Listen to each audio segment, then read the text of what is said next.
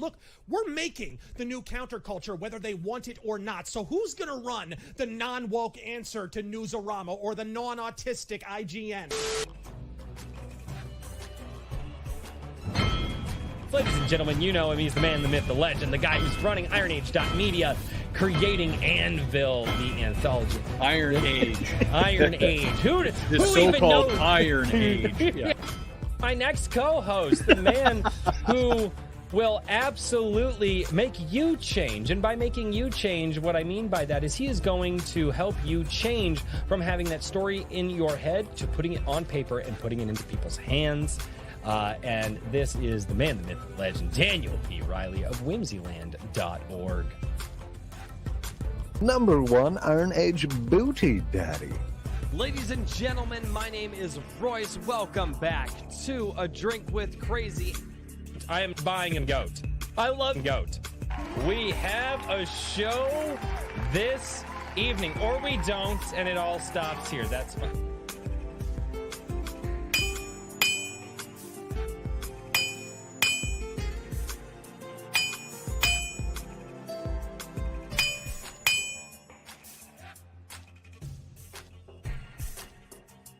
And so cometh the Iron Age of media.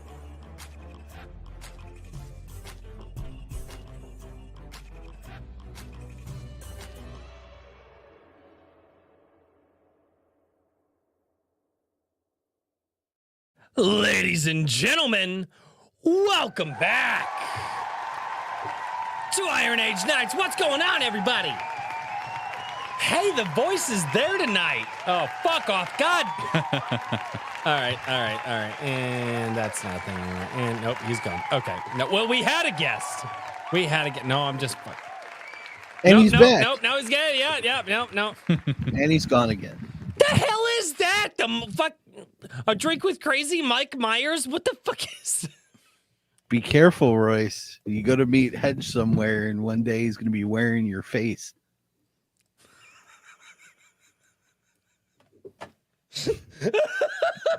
Okay, you're muted, Hedge. God, Hedge, stop boomering the boomer. You completely ruined my whole routine. And he's gonna do the mask with the white claw. Yeah, I'm Royce. Be crazy. What the? I like to be loud.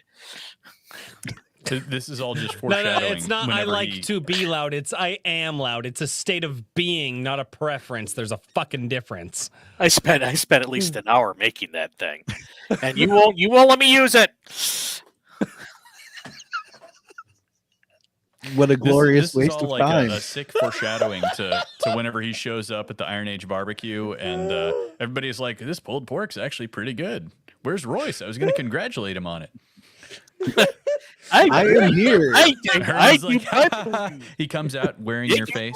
I'm right here, guys. I had to buy. I couldn't buy a single one of these stupid things. I had to buy a whole freaking 6-pack. Excuses. You really sound like Royce. If I'm gonna buy alcohol, I ain't biting Sixers. That'll only get me about an hour. Anyway, I needed the prop. I'm not drinking it. I still regret that White Claw that I drank on stream with the Saska sisters. I almost threw up on the floor that night. That they are so fucking gross. Anyway, ladies and gentlemen, welcome back to Iron Age Nights, the show where we bring you an indie creator every single week, whether that's movies, tabletop RPGs, novels, comics, or who else have we had? Marketers. We've had a bunch of people, guys, across the indie space, through indie businesses, indie creation, all kinds of stuff. And you guys are here now, and it is fantastic to have everybody here. And before we go further into the show, let's say hello to the chat over on the Rumble side of things. We've got Garham. What's going on? We've got Lieutenant Bob. Oh, he's got his alternate name over there. I can't say what I want to. Iron Age Media is hanging out over there on the Rumbles as well. Over on YouTube, we've got Gorilla Mar. What's going on, man? It's good to see you. Maji Chan came in with a $5 super chat and then gifted 5 A Drink with Crazy memberships. Like, before the show even started. Holy crap. Maji Chans for $5 says, sadly, I have to miss this, but Herman, do give Royce crap in Oh, Fresca. I hate all of you so much. I love Maji Chan, but Oh, I'm Rice. You know, I like Lake Claw in Fresca. God, this show's gonna be real short. This show's gonna be like 5 more minutes. I'm feeling tired already. Horizon Talker, what's going I'm on? good. It's good to see you. We got Timo Burnham. We got the Ultimate Kahuna as well. And the Ultimate Kahuna came in with a $5 super chat as well. He says, not gay or anything, but the hedge is really hot. What the fuck? Hot. Royce probably also buy his new book. It sounds like it may be better than his last. I'm one sexy biatch. I don't know why that translated into my head as I'm a motherfucking PIMP. I don't know. Apparently, 50 cents on the brain. I don't know why that translated to that. Hey, we got Madness Comic Network. What's going on? It's good to see you. I am so loud. I am actually coming through somebody's audio into the microphone. I will calm down. No, I won't calm down. I just ate right before the show. Like these guys saw me eat food. I am like wound for fucking sound. Hey, it's a good show. And fuck you. It's a good show. I got all sorts of props today. Although I will wait, is that the DVD box set? Yeah, that's my kids actually. It's a good show. Sure, I will say it this is. though. I will say this though. After talking with Lit Dev about I can't even remember what was it. It was either the interview, but I think that was right at the beginning of all the leftist crazy feminist propaganda. And so there's a lot of there's some stuff I'd have to rewatch it again to see if there's a lot of that stuff in there because I think we look back on that show with modern day lens, but it's one of those things. It's when I was watching it at the time, I was like, yeah, it's not as good as Avatar, but it's all right. It's not as good as The Last Airbender, but it's still a good show. But I'm wondering if there was all the feminist propaganda in there. So I need to go watch it. I haven't watched it in years. I need to go rewatch it. And just see if all that junk is in there to see if it's not Anyway, the hedge, you're on the fucking show. Why are you in the chat? Every week I tell you people, you're on the show, you're in the chat. You don't need to do both. This isn't Chicago. We don't vote twice. Hedge was the chat before the chat was the chat. You can't be in the chat. Freaking jerks. Oh, I'm gonna get so much mileage out of that. I want to sell those as merch. I want to sell fucking Royce masks as merch now. Not unironically, would you guys buy a Royce mask? Anyway, we got Garham. What's going on? Oxen W, how are you doing? Bat Sauce, what's going on? Devaney Wilson is here. Oh, Richard, tell your wife that would be funny. You should really do that. I should. I need to get better on my merch and be like, hey guys, check out the new merch. We got JVP Music. Karen M, what's going on? We got King Bob. Finally, he uses his real name. King Bob. No, that's not how you say it. King Bob. Oh, I say it. Have you not seen the minion? Never mind. Okay, Daniel's uncultured. It's fine. It's fine. Ladies and gentlemen, Yes, welcome back. I'm the uncultured one. Well, you know how it goes, gentlemen. Ladies and gentlemen, I have my fantastic co-hosts, Richard from Iron Age Media and Daniel from Whimsyland. Gentlemen, how are you guys doing? Doing good. I'm trying a new intro. Does it work or is it not as good? Yeah, I'm tired and already a drink in. Let's get this going. I was gonna say now. The only problem is I'm confused. Am I supposed to start talking about my week, or is Daniel supposed to talk about his week? Or are we just cutting it short? Screwed it all up to now, introducing Royce. Herman? We're just going to talk over each other now because you screwed it all up. Great. I think this is a great policy so far. Absolutely. Daniel. There we go. And so now the level of professionalism here is just we're nailing it. It's palpable. Yeah. It's palpable. Yeah. You can feel the Wait, don't feel the professionals. That's not a. I was it throbs. concerned about where that was going, but And the heads Get a little bit swollen. I don't know. I'm trying to figure There's out. the line. Step over it. Erase the line. I don't know. Make I'm a new on- line. Yeah. Yeah, hey guys, if we don't try new things and new intros, we can't figure out what the people like, and they probably don't like us anyway. It's fine. I'm surprised I'm you care against what change. they like, Royce. I generally don't. Oh, I'm not sure if that's on brand, but So actually, now did I bring back the record of taking the show off track? No, not even close. I just say Saska sisters Herman's did it. really Saska concerned sisters about did it in this. 6. Well, yeah, I have a reputation to uphold. I have a reputation to uphold. You were the original one that you were the first one to take it off track before 10, or no, you did it in 15. Caro did it in 9. The Saskas did it in like 6, and there was no getting it back on like after that. It was. I don't think you're ever gonna beat them. They just come right in and I could away from have us. started beforehand. When But dude, when that we would have have ruined everything.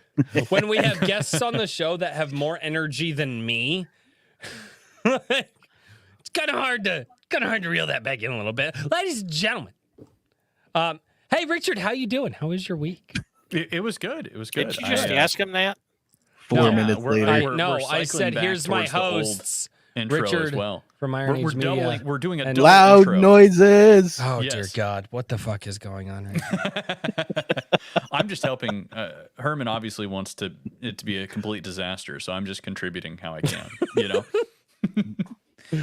Me too. Oh God. Yeah, but had a nice podcast yesterday with John A. Douglas. There we go, and Jr. I'm completely blanking on his last name, but Carol. Carol. Carol, there we go. Yeah.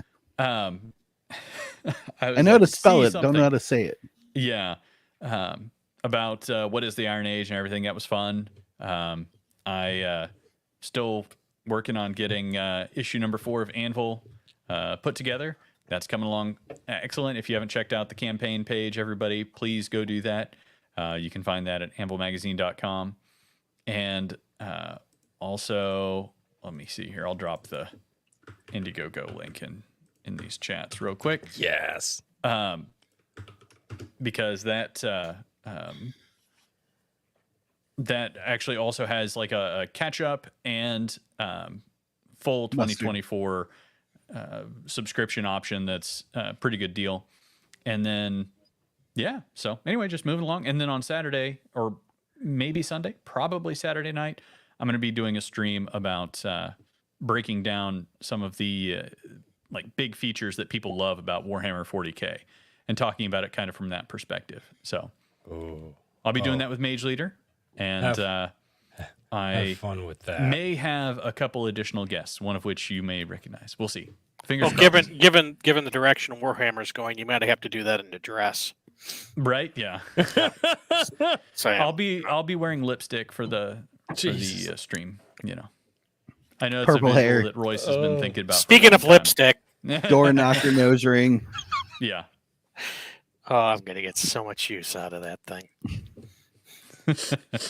But yeah, that's about all. How about you, Wait, Daniel? fuck, how's did your I week been? invite you to the barbecue, Hedge?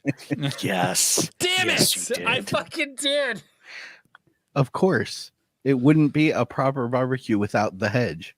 Oh, fuck. Daniel, how are you doing?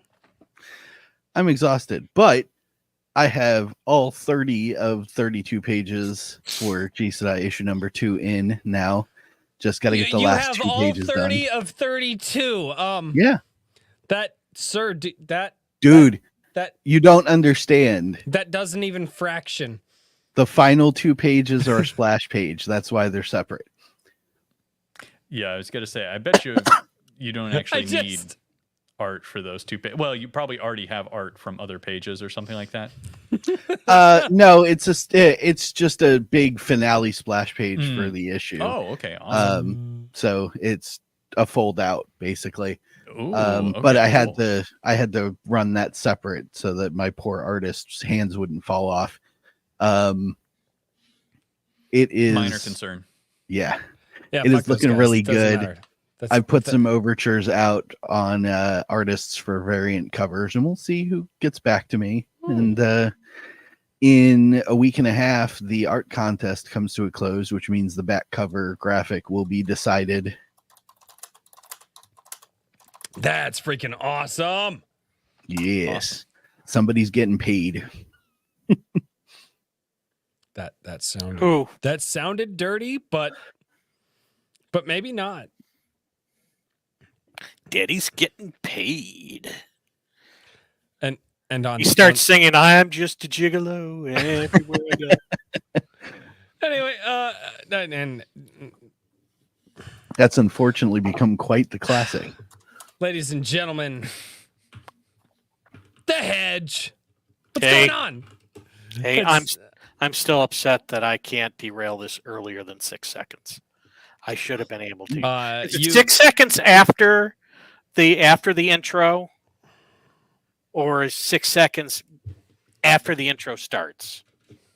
Well, when we start the intro, it mutes, so it would be after the intro. And like I like, there are only few people that I've ever had on the stream that were just like yeah, gonna nuke my own interview. You were one of them.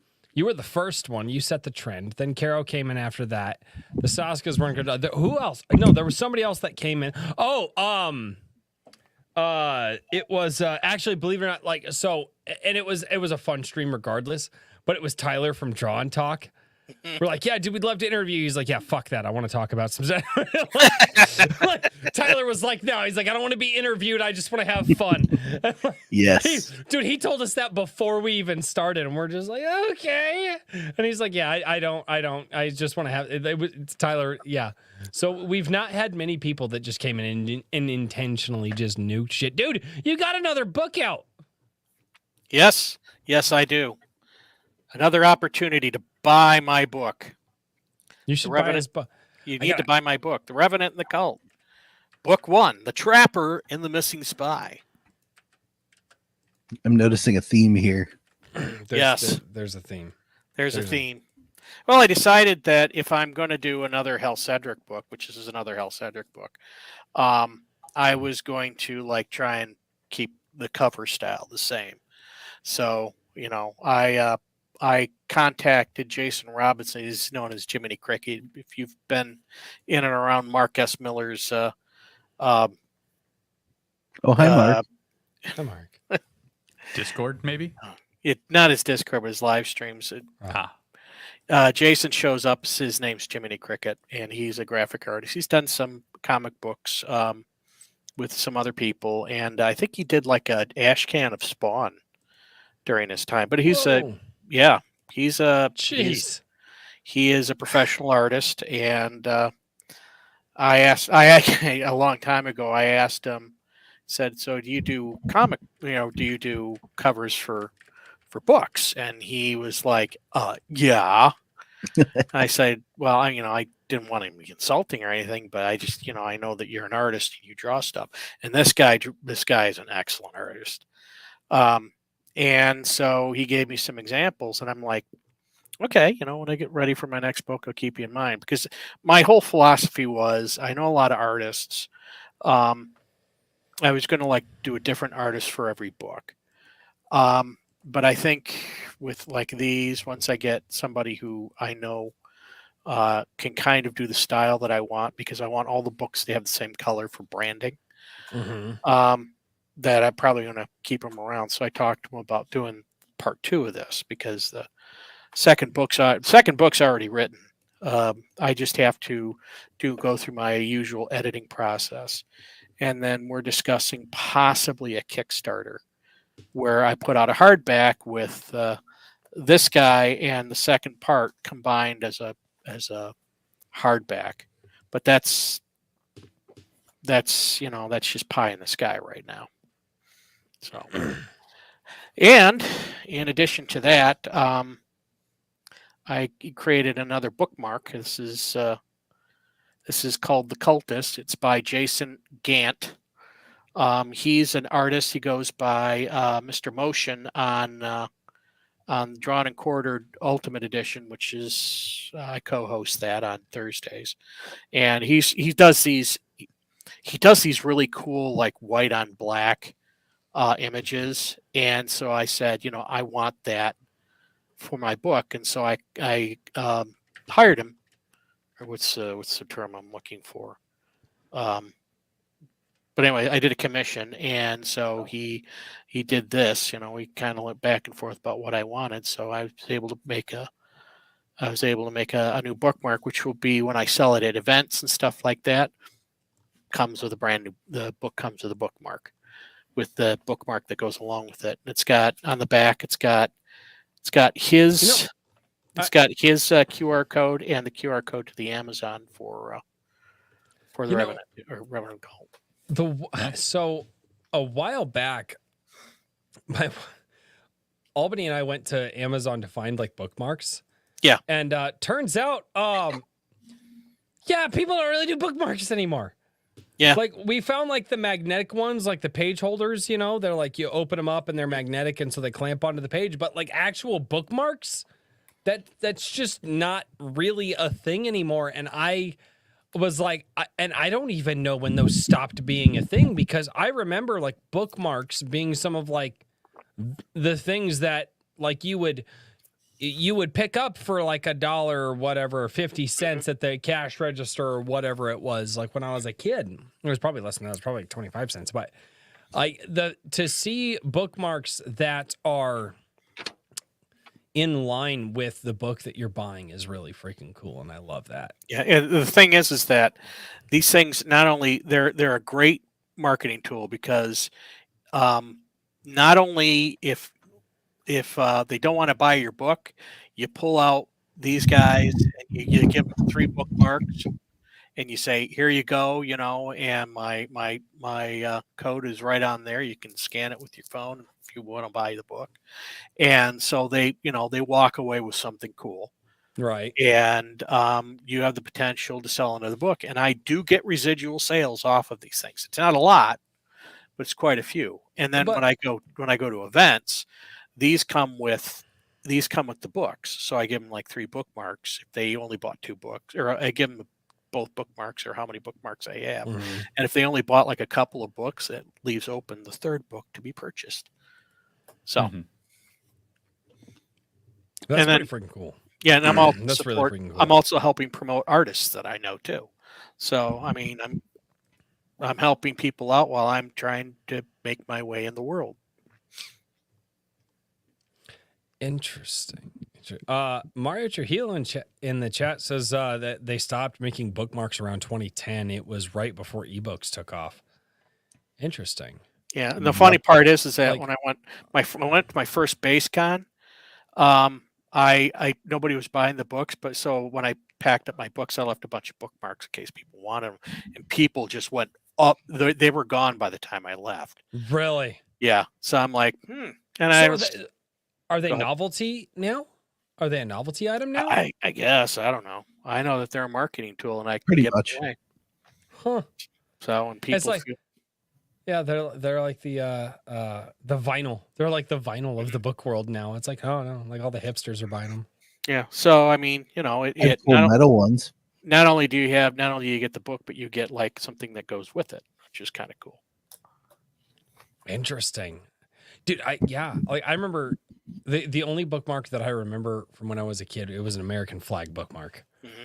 Like I remember that one because that's the only one that I remember. Didn't have a lot of those.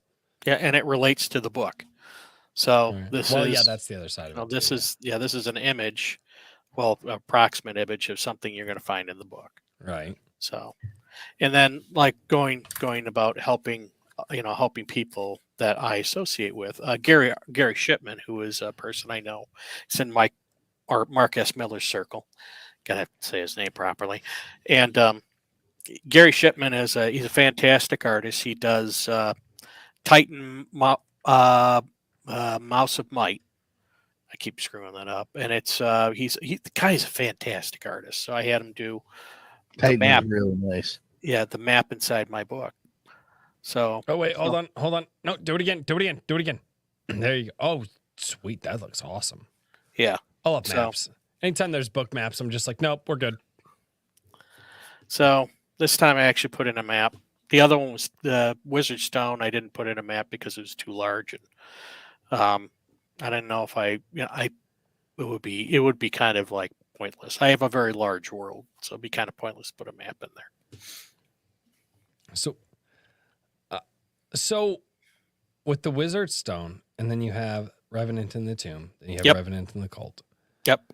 And the Revenant books are separate from the Wizard Stone book? Yeah. Okay. It's a separate character because I didn't. Oh, separate character or separate world? No, same world, separate character. Oh, okay. Okay, cool. No. All right. I'm locked in now. Yeah. Like, Matter of fact, the Revenant and the Tomb was supposed to be kind of like I want to say a throwaway book. It was a book that I was going to publish. It was actually I was originally going to give it away for free. Nobody freaking wanted it. The people who got the free copies were my friends, people who knew me, and nobody else. So you're triggering me.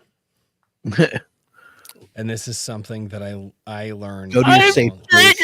I'm triggered. Go to your safe space, Royce. Go to your safe space. I'm in my safe space, bitch. Welcome to the Thunderdome.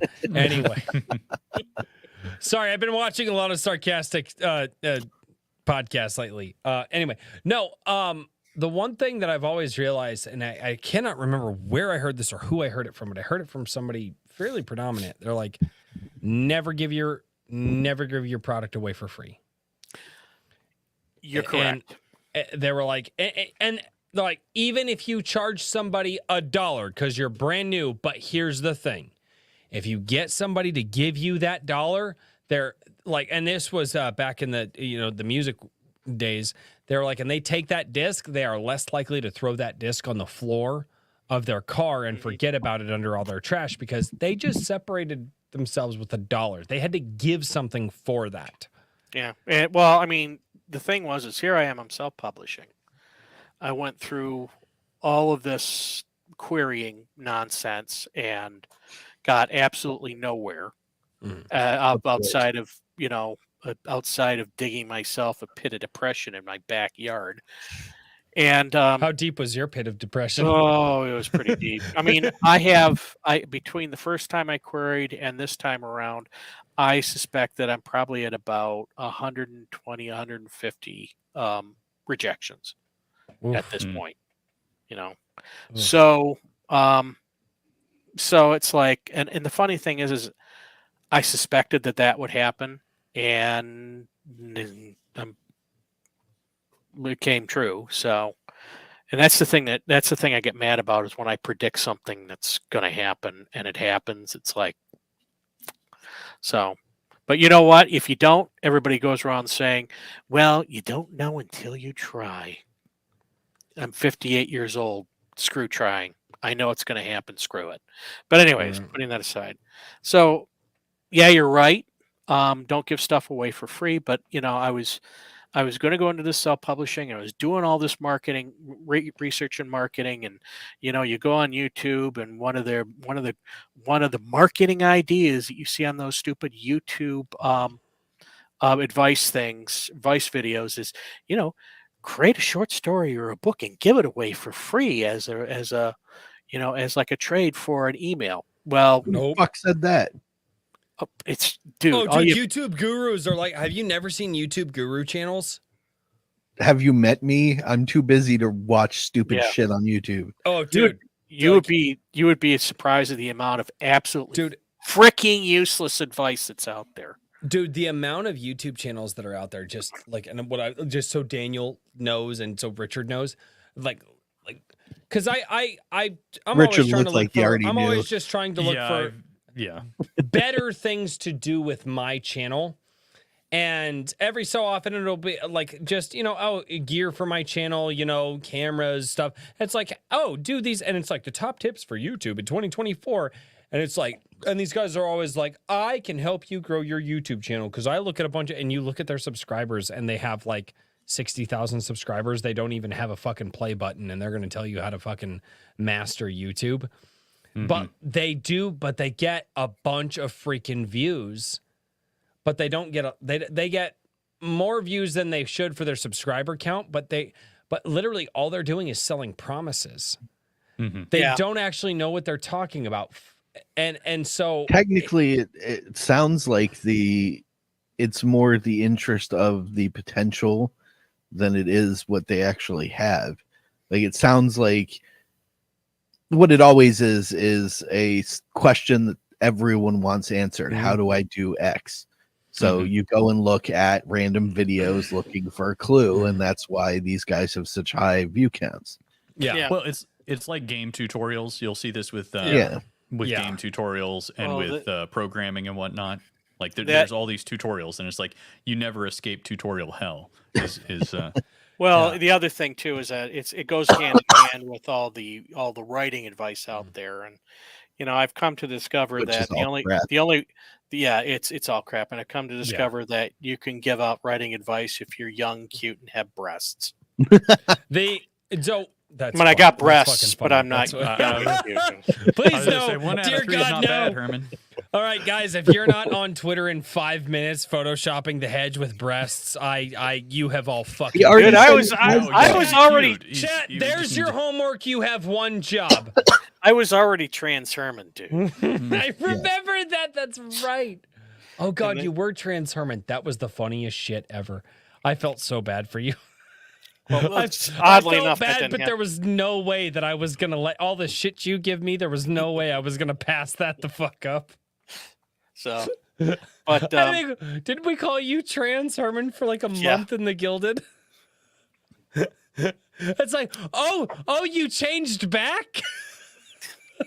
I detransitioned, Oh fuck! Oh Silly God. trans Hermanist. but the breast never went away. Anyways, so getting back You to can't my just scoop them out with a spoon, ladies and gentlemen. That's Yeah. not how it works. That's a little weird. straight edge razor. Anyways, Jesus. Back so- on track here.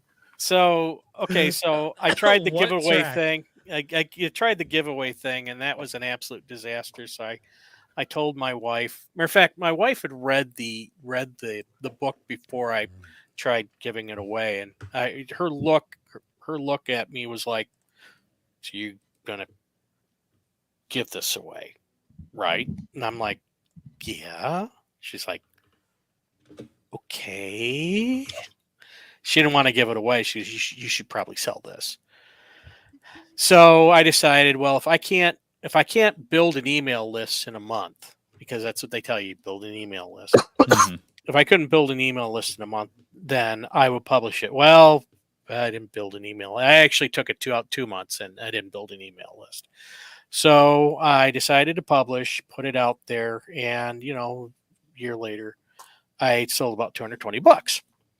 So not exactly great, but given that most authors sell 12, maybe a dozen books, Mm-hmm. Yeah, I was gonna in a say year. that's not bad. Dude, that's Yeah. really good. Mm-mm. So What does that average out to? That averages out to a whole 4.5 books a week. Yeah. Almost. somewhere, I don't know. I mean, that's really good. 4.5 books a Yeah. week, or give or take somewhere in Yeah. that ballpark. So, and then during that time, I remember I would like go and check all my social media sites, and I'd be getting people coming up going, "So when's the follow up going to happen?" And they get like going, "I want to see Hal Cedric. I want to see more about the relationship between Hal Cedric and Herodine, and I want to hear more about Tulfgear and this, that, and the other." And my original thought was, this was just a free thing I was giving away. Hal Cedric was frickin' disposable. I had no intention of writing any more about him, and I was going to go with this one book, the Wizard Stone with Odo, and then I was going to release some stuff I had sitting in cold storage, rework it. And I'm still going to do that, but I was going to rework it and put it out there, and then I was going to go on to my final series I had started like back in early 2000s. And then I was like, well, I got people clamoring for more Hal Cedric. I guess I gotta give him more Hal Cedric. And I actually the forward of Give the the forward of people this what they book want. I'm glad talks you did. about yeah. all of this. That's cool. So I started that. I think it was like in probably around August of 2022, and I tried to write a bunch of stuff that would give all this depth to this relationship and some background and all that other stuff. And it was like around Thanksgiving, and it was around Thanksgiving of 2022 that I was like, I had 5 chapters and I had absolutely no action. And I'm like going, this thing's going to turn into a dog. So then I had to go back and revisit it, and I cut out a whole bunch of chapters and rewrote the story. And then I think probably I forget when it was, but I think probably about spring or summer of 2023, I had something, I think. Is that right? 2020. Yeah, about spring or summer 2023, dressed it up, sent it out to beta readers to get their response. And then during that time, I was like, and because the book itself was like about 100,000 words, which is, basically double this size, which is a respectable size book. It's not anything big, and most fantasy books are easily 100,000 words or more. And unnecessarily most of the time. Yeah, but I mean, I think I had more than enough that I felt had enough action in there, and enough enough pause between the action and a lot of the intrigue where it was workable. It worked. And then I started over that time, started watching what people were talking about in the Discords and in chats and in the Gilded. And I hear about, oh yeah, I need to save up for this project. I need to save up for that Kickstarter. Or, I really want to buy this book, but I'm gonna have to save up. I might have to get it next month. And I'm like going, we are in a down economy. And technically the story I had was it was 2 distinct stories. I could break it right in half and make 2 distinct stories. And so I talked to my wife about it, and she thought it was a good idea. And I gave her the reasons why she thought it was a good idea. So then I decided I was going to split up the book and do just 2 books, 2 releases. And then that would be the complete book. And that way I'd be able to price it lower. And people could enjoy the first part of it and then wait for the second one to come out when they have funds, so they can buy it and then finish the story. So that's kind of how this all came about. It's not a bad strategy. Yeah. Well, I mean, I already mentioned this a couple of times. A couple of people said, oh yeah, people are going to accuse you of a cash grab. I'm like, dude, I'm paying for 2 freaking separate covers. Right? Yeah. Well, they'll still accuse you. Here's the issue. If you look at people and you say, hey, I realize that like for what I have to charge for the book that I have, like people are definitely on the outs. Like it is a down economy right now, and you want to sell your books to people and put it in their hands so they can enjoy the story. But selling a whole book, like I can't tell you how many times my wife and I have made the decision to be like, oh, well, we're not going to get this thing because we can't make like payments on it. Exactly. But if you break it up into, because we just can't afford that whole thing all at once right now. But well, I'll be damned if you just break it up into smaller payments. We can do those installments like that over the course of everything. I thought that was a great idea. I remember talking with you about that. I thought that was a great idea. Yeah, and then so someone here was a beta reader and said, "Hey, this is a good story, but your ending sucks on the first book." So I had to go and add more stuff. It wasn't me. It was apparently Richard. Well, I didn't say it sucked. I just said I felt like I cried, and I did make bitterly cry. Bitterly. I laughed about that, but it was. I mean, Laughed I wanted to see audibly. him cry, but I also wanted it to be the best book it could be. So So I had to add a couple of chapters, and it was funny because I'm in a Facebook group called Writer Dojo, and it's Larry Correa's writing group, and Larry Correa's Monster Hunter, and so I've actually gotten a bit of I'm actually a bit of a personality there. Imagine that, and Oh, you're a bit of a personality. I never would have don't imagined say. that at all.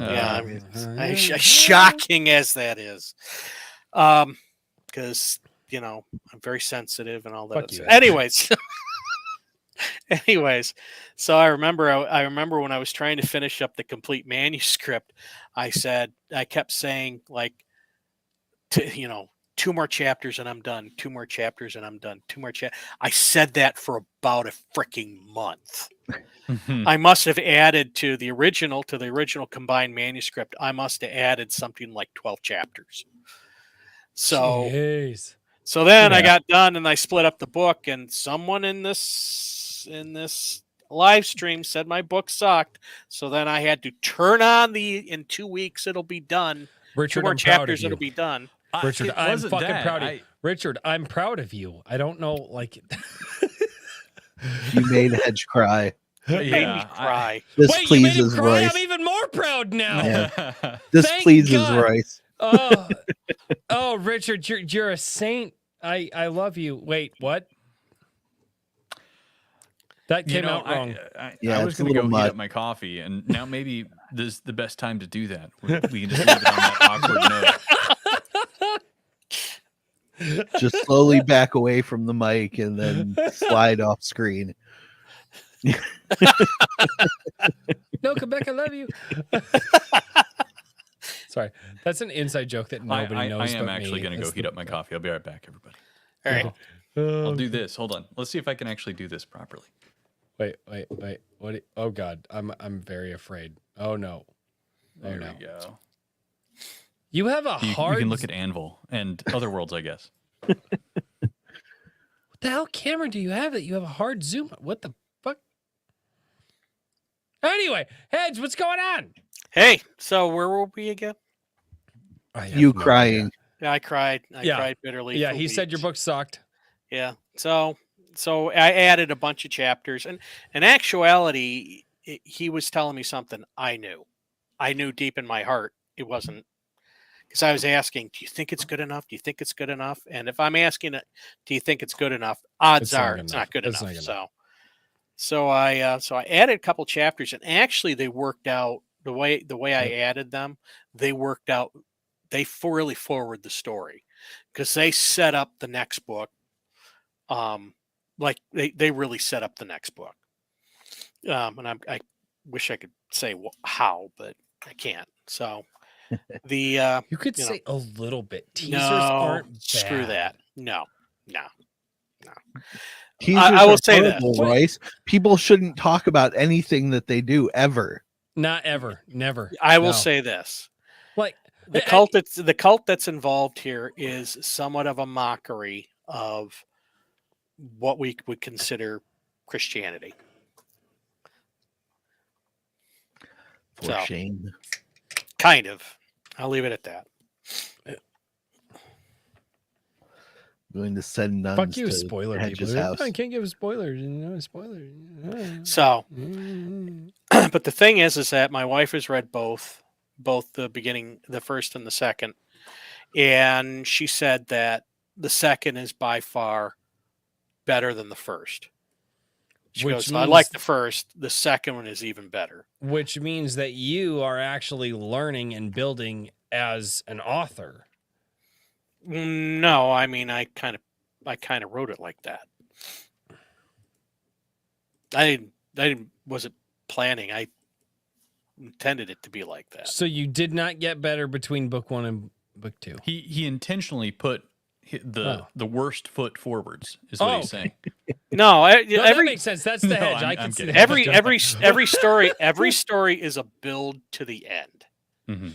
Oh, every story that's is- okay. So she's reaching the penultimate and ultimate moments in the story Yes, where okay, exactly. that makes sense. Okay, So that makes sense. but in the way the book got split up, it actually I was sitting there thinking to myself, this is actually 2 books, because the first part of it is almost like I wouldn't say it's a mystery, but it's like suspense and intrigue. There's more suspense and intrigue. Right. The second part of it is more horror and action. So I mean, there's action in both, but the first part is really setting things up for the second part. Okay. And my wife is an action junkie, so she likes watching Steven Seagal movies, no matter how bad they are. Under And- Siege 2. Love Yeah. Under Siege 2. I don't even give a shit. That's one of my favorite Steven Seagal movies. You need to hand in your man card. Anyways, Do you so- know why? Do you know why? Okay.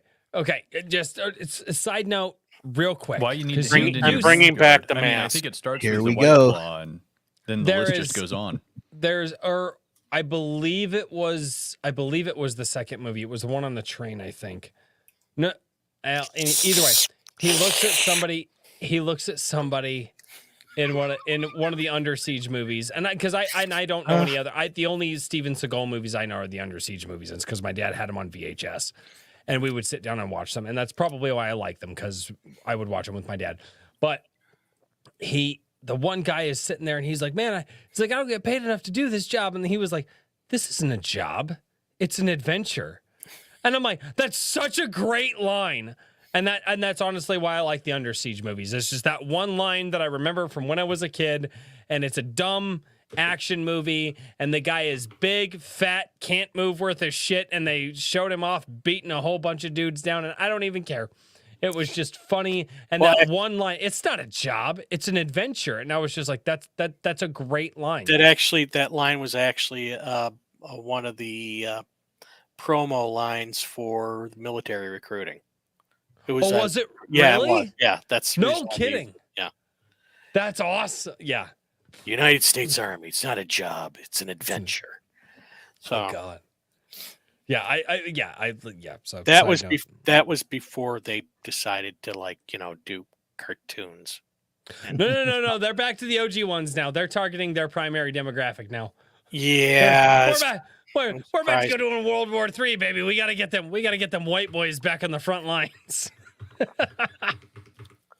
So I will say this though: the military had some cool ass recruiting ads back in the day. yeah, and then they got stupid. But I mean, they've always been stupid. Like, let's be honest, they've always been stupid. But when you're sitting there and they're just, when you're sitting there and all of a sudden you just see fucking F-22 screaming across the screen, and it's like, we own the skies, and you're just like, yeah. They're like, you could own the skies with us, or some shit like that they said, and you're like, become part of the Air Force, and you're like, yeah, I should go do that, and then, yeah. I thought about it. I actually very seriously thought about it. Anyway, so you've got books. You were talking Yes, about I have Under it. Siege. You mentioned Steven Seagal. Yeah, it's your fault. Yeah, And then you you fanboyed on us. Yeah, you know what show Oh, you More of oh, a fan like, girl moment, there is really. there's Steven just a Seagal. cavalcade. There's a cavalcade of failures that you've done here for a proper interview, Hedge. And like the first one was, you were like, hey, like I got a book, like can I be on the show? And then and then that this is all your fault. I'm blaming you. Okay, I'm good with that.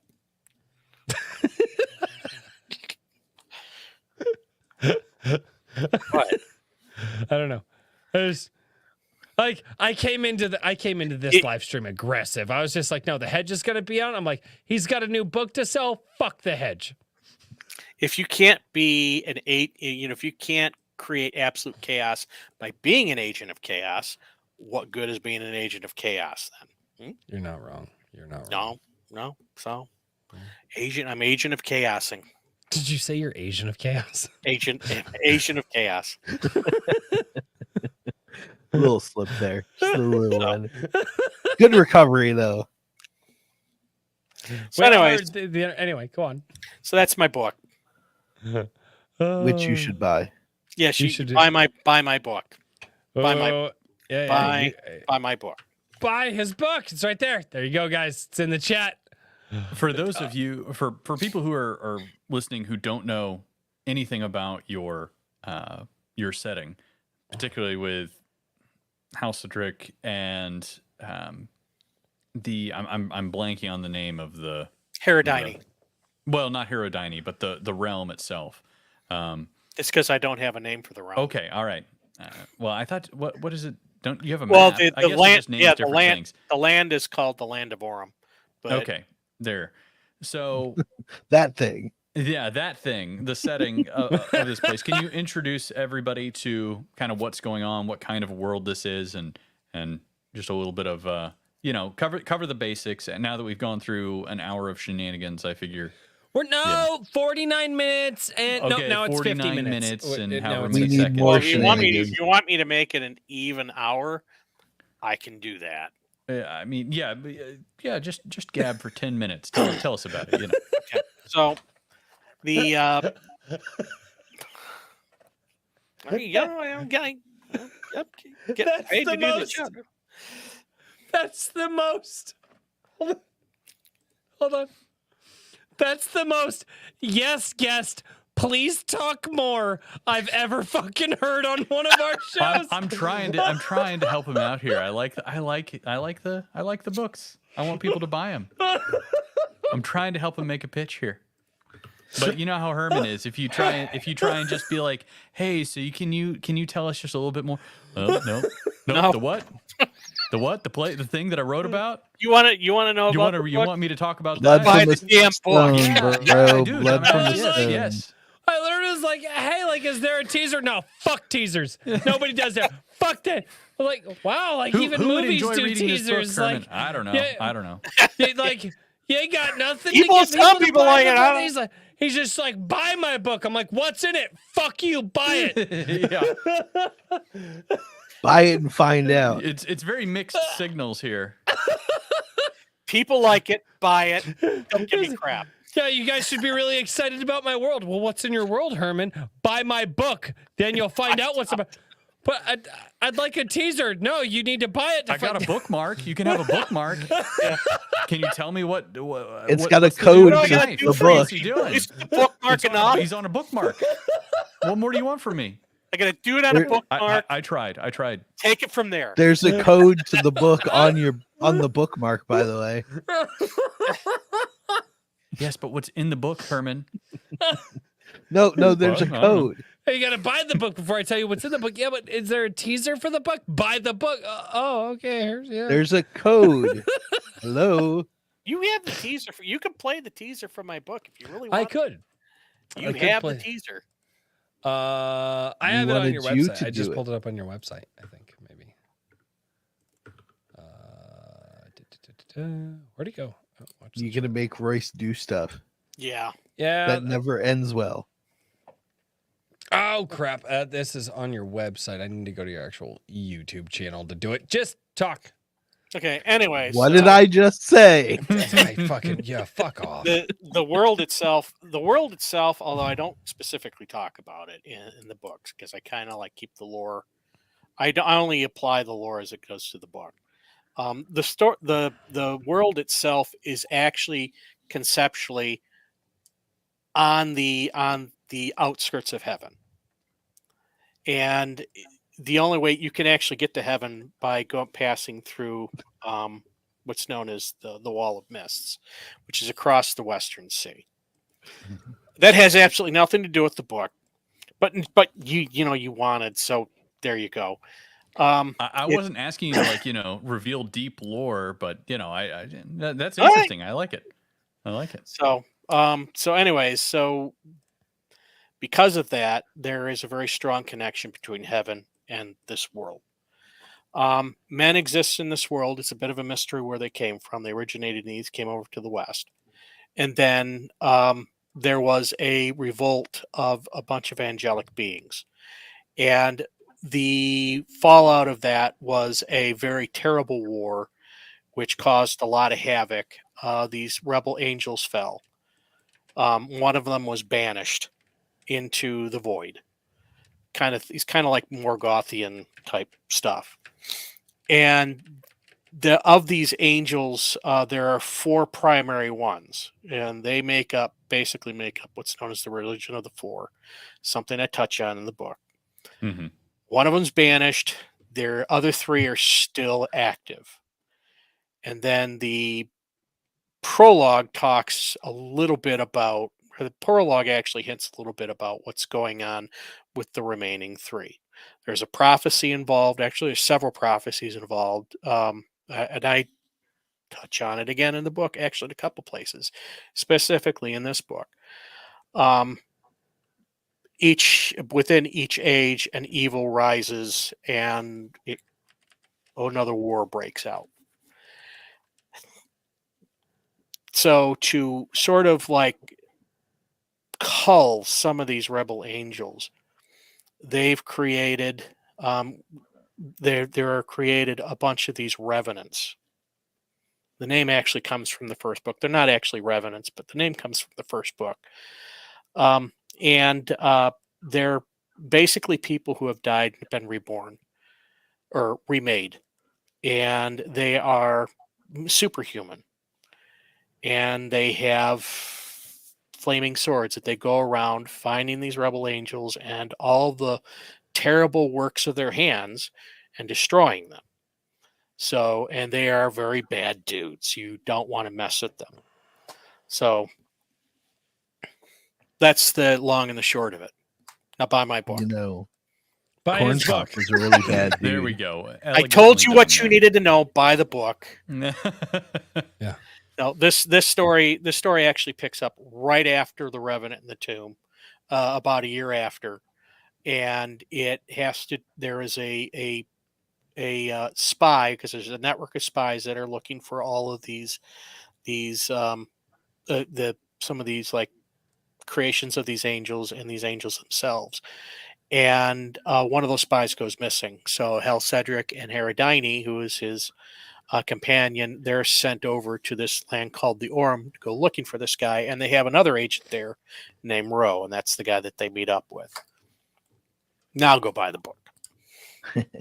Okay. What can you? Wow, just. I Hey, just here's that want thing you spoiler told me after to pull up spoiler. a while ago. Yeah. What? I have seen glories whereupon you would cast yourself to the ground, Oh, it's you. tremble, and hide your face in fear. Blame the hedge.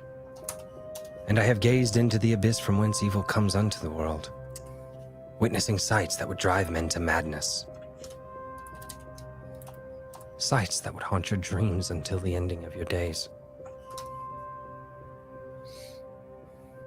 Thus I was made, and to such ends I go, to dispatch the will of the All-Father, he who has raised me and set me on my course. My life a mere consequence of the ends by which the All-Father seeks to lift man from darkness into everlasting light and life.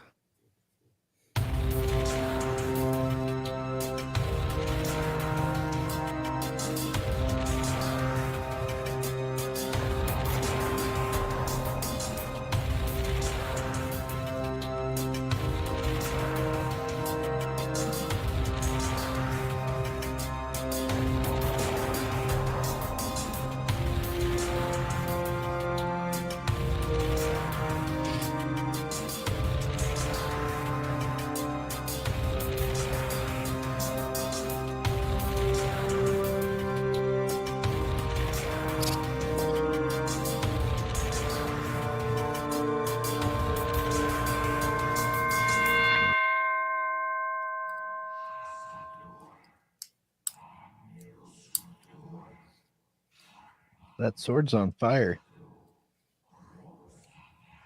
They Did do I that not? sometimes. Did I not mention the flaming sword? Did I not say that?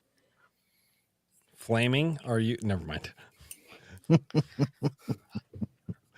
Oh, look at the sword.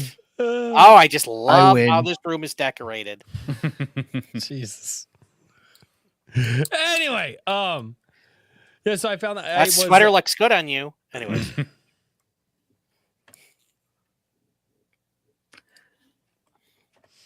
What did I do? I knew what I was doing tonight. I knew I was like, yeah, the hedge is gonna be. I even told my wife, I was like, no, I'm happy. It's gonna be like a laid back stream. I was like, the hedge has been on before. Like I always have a blast with the hedge.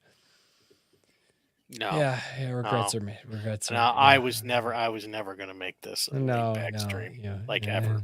Laid back.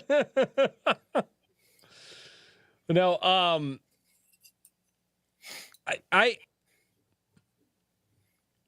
I will say this, and I know I said this to you in DMs. Man, I wish I could have done a better job in the voiceover than I did.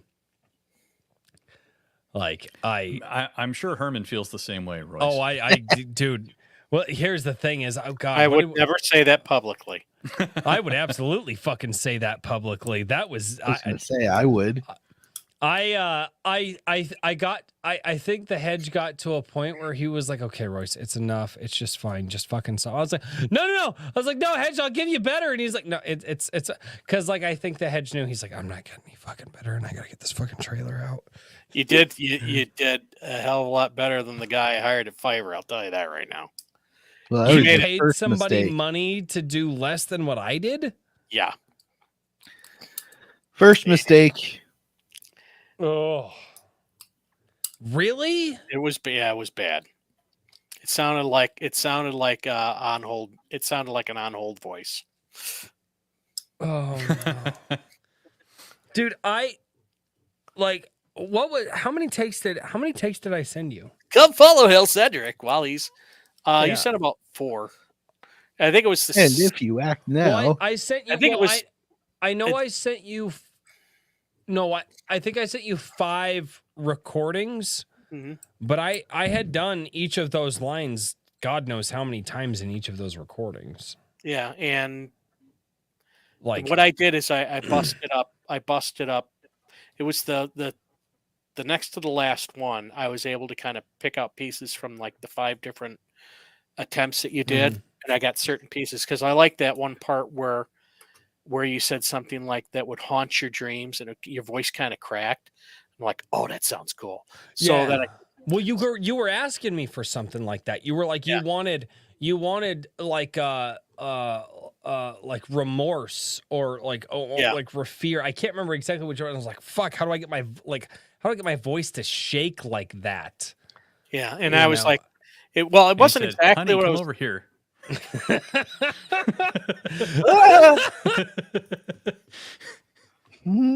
I said, "I'll haunt your dreams." Anyways, but anyway, so and then some of the other ones kind of like I wanted it to sort of sound dour because the part in the book where he says these things. This is directly from the book. Part where he says these things in the book he's sort of like I don't want to say lecturing. Yeah, he's lecturing someone about his what he is. And there's a long story, and there's actually a long section where they talk about service, and it's something I pull out of the Bible. Many are called, but few are chosen. Mm-hmm. And he describes what that means. So, you were going to say something profound, hopefully. No, not even remotely close to profound. I remember when you said I remember when you were like, hey, because I was like, okay, what kind of voice are you thinking of? And the voices that you described to me, you were like, I want somebody that sounds young, young with a youthful voice, but with but with old wisdom behind them. And you gave more descriptors to it. Mm-hmm. And I literally sent back to you, I'm like, so you want me to sound like Anakin Skywalker, but with the wisdom of like Liam Neeson from like and you were like, that's it. And I was like, how the fuck am I going to combine Hayden Christensen and Liam Neeson? Like, dude, I thought about that for like 4 days. I was like, how do I do that? Like, I was practicing in my truck driving home. Like, how do I merge Liam Neeson and Hayden Christensen? Because you were, what pissed me off so bad about that is you were like, that's exactly what I want. And I was like, no, I was kidding.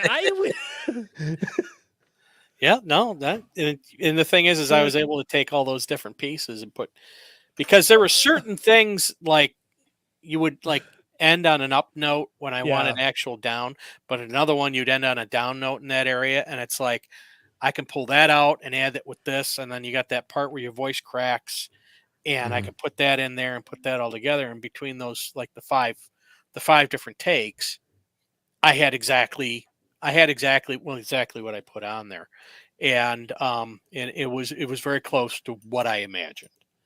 Well, and that was the thing, because I remember, like, and you put a lot of faith in me for that one, and I do appreciate it. That was one of those things where I was like, okay, well, like, Because I recorded, I know I sent you recordings and I was like, hey, in everything that I'm going to do, you might hear me say the same thing like 5 different times, but I'm going to slightly change it and alter it every single time. So hopefully you get what you want. And that was, and there were things in there you're like, I was surprised you were able to pick out. You're like, no, I like this one. And I'm like, and I know what alteration I did in my voice, but I was like, oh, wow. Like the fact that you can pick that out, like you're like, that was surprising to me because I was like, okay, maybe I'm being too subtle. Maybe he's not going to pick that out. And I think it was like the second line. You were like, I like this line. And I was like, really, that one? It was I can't even remember what line it was that you said that with. And I was surprised. I was like, oh shit, the hedge knows what he's looking for. And like, I actually started getting intimidated at that point. I was like, oh fuck. My God, he knows exactly what I'm doing now. Well, like, cause like I'm the audio guy and I know what I'm hearing. I send things to people. I'm like, hey, I did slight alterations here. And when somebody comes back and they go, I liked this one. The rest of them are garbage. This one, you did this, this, and this. And I was just like, wait, he heard what I did? Oh, shit. Step up your game. Dude, I sit there and I go through every single word of those audiobooks. So, and the thing is that, the person who does that type of stuff's not going to get it 100%. Even what's in your head, they're not going to get it 100%. So you have to tolerate a certain amount of their interpretation of what you've written. But I want to get something that doesn't sound plain and has a little bit of drama to it. So I was able to take those dramatic elements, pull them out from the different pieces and put them together. It may not be exactly what was in my head, but it works. So, and Steve's the same way. When I do, Steve Fortune is the guy who narrates the audiobooks. By and large, I don't tell him what to do. He just does it. And I don't think I've ever told him how I would like a line done. I just kind of let him go about doing it. And he, of course, the guy's an actor. And he just is able to hit those lines perfect. But I mean, none of us are actors. None of us have been acting on stage for like 20 years. So you have to have a little bit of leeway there. But but he did some lines for the Wizard's Stone teaser. One of them was, and I forget what the guy's name, Thagmar. He was a merchant in the port city, and he's sitting there kind of haggling with Enoch about price of some stuff. And Enoch says it's awfully expensive. And he goes, well, discretion has its price. And I kind of wanted it sort of like kind of sleazy. And with the thing, he really didn't do it sleazy, but nobody's going to notice. So I sort of just put that in there with all the other voices. But when he did the book, because he has all that context, it came out a lot better. So the problem is giving context, and that's where it kind of gets tough. That is true. Stuff and things. Dead air. Dead air. Well, you rambled for so long there, Herman. I wasn't sure. I didn't want to cut you off. You rambled so long. Of course, I shouldn't be saying it's not hard to make him cry once you get him, She's making me cry. All you have to do is say, you got to write more. You got to write. I can't write one. Sure. That's how you upset. That's how you upset the authors. You say, more words, word boy, and then. Yes. Get back to the typewriter. That's not enough, man. And then they get sad. Yeah. So and you counterintuitively, you can't say, get back in your little writing cave, peasant, because that's what they want. So you say, I'll make you go out in public and talk to people if you don't get to writing. And then they start panicking. Yeah. Oh no. I can't do that. fact, I did an entire video on that. So author engagement. I don't know if anybody actually watches my videos. I got 100. I got 100 Occasionally. subscribers now. That's good. Yeah, I finally hit 100 subscribers. That's an interesting statement right there. I did a Yeah. video about author engagement, not that anyone watches my videos. Yeah. I know. Herman's like the mixed signals marketing guru here. It's fantastic. But the thing is you got to get out there and you gotta promote your books. And the funny thing Not is by telling people about them, just by giving them a bookmark. Yeah. And then shouting, buy my book as loud as you can. And no refusing to no elaborate. spoilers. No spoilers. Well, there's a certain amount. There's a certain amount you have to be tight-lipped about it because you don't. Absolutely. You don't want to spoil anything. So Spoil everything. no. But that's something I picked up when I was at BaseCon last year. Was I was actually surprised about how interacting with the fans and how much more important that is than putting your book out on frickin' Amazon. Because I'll never forget when I left BaseCon, I asked one guy, I said, are you coming next year? And he goes, well, if you're going to be here, I will. And I'm like, because I wasn't sure I was going to go to BaseCon. And so I went and I signed up and I got home. So that guy will probably buy the next book. But that's good. Yeah, but a lot of authors, they don't want to engage. They want to sit in their little hole and type away and just release books, and it doesn't work like that. Our job is to write things. But you also got to get out there and you got to sell. Even if you're going through a big publisher, you got to get out there. You got to sell. You got to get people. It's the reason why Brandon Sanderson is such a public figure. I gotta push back on that a little bit. He's a public figure in the circle, yes, but go anywhere and spend an afternoon asking people if they know who Brandon Sanderson is. Well, they don't have to. They have to know that he's there and they go meet him. I mean, you're going to, at one point or another, if you get big enough, you're going to have to go out there and do meets and greets and signings. So you best. Yeah, but that's a little bit cart before the horse.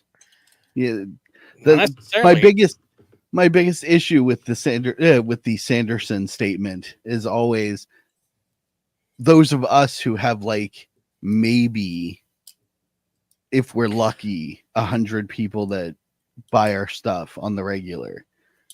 Well, talking about fan interactions like we're on the level of that. I mean, I think that you need to have a product to communicate with people about, or you have to have something to connect with people over.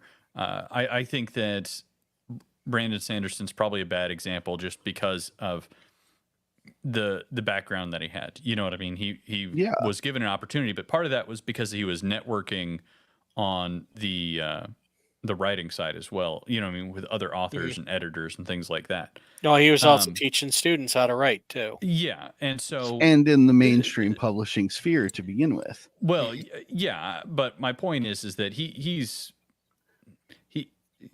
was kind of an anomaly, right? But if you want to look at somebody who's in our space, I would say like John A. Douglas. Yeah. I mean, he finally got around to, getting his book published, and he was able to capitalize on all the, I'm just busting his balls there. He got his book published as quick as he could, but it was funny that, and people gave him a hard time about being the guy who was, listing himself as an author of a book that hadn't been published yet. But I mean, it worked out and it works for him. But that's why I say you either need to have something to offer people right away, or regardless, you have to have something to offer people right away. It either needs to be a book, you're the piece of content that you're trying to sell, or it needs to be something else that they want. And in John's case, it's his various YouTube or his very insightful social media presence that's only gotten Yeah. banned like 4 times now. But Yeah. You can actually see him light the flamethrower as he Yeah, logged right, into Twitter.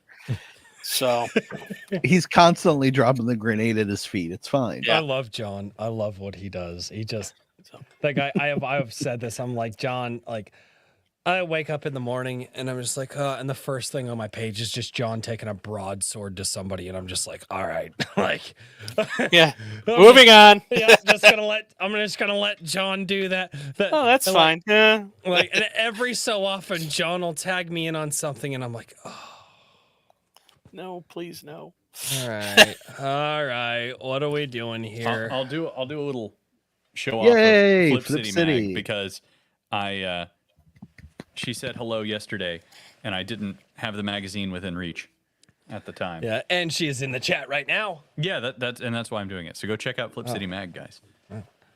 If you Isn't want this some, supposed to be about some me? more politically acerbic So- wits. It's supposed to be about me, guys. It's supposed to be about Hedge, but we're going to talk about Flip City. Anyway, so Well, I was gonna tell Daniel that I wanted to fight with John him A. because I Douglas wanted and to fight. Flip City Mag, and Come on.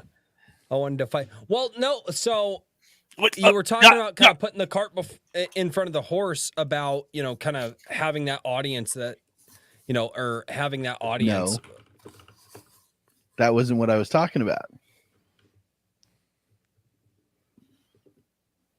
I have my ears in. I can hear you. What- Okay. Come on, elaborate. So, what I was talking about was using the Sanderson argument. Sanderson was a mainstream author. God, fuck, that- Hedge. Nice. That went indie. That's the other direction. He had God, that's the such a audience. terrible. If you're gonna do it, you gotta go. That's how you do it. He had the audience because of his attachment to a already established beloved series, and then he proved his capability to all of those people that read those books with his own stuff. But we in this space, we're going in the opposite direction. So the Sanderson system doesn't work for us. No, but the system that does, I actually came across a channel that was talking about. It talks about businesses and like how a lot of these multi-billion-dollar businesses today were started back in like the 1800s and stuff like that, and like originates. And I freaking love it. It's the channel is fantastic. I've shared it in the Guilded a bunch of times, but the amount of people out there who started a business in worse off shape than any author in the chat right now, and they made billion-dollar businesses out of it just from sheer ground game. And that is still applicable Define today. ground game.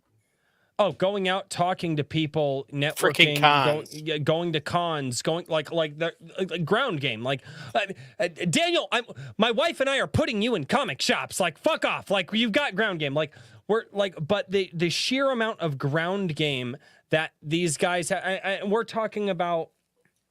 I mean, you go back to oh god, who was one of the ones? It wasn't Versace, although he was one of them.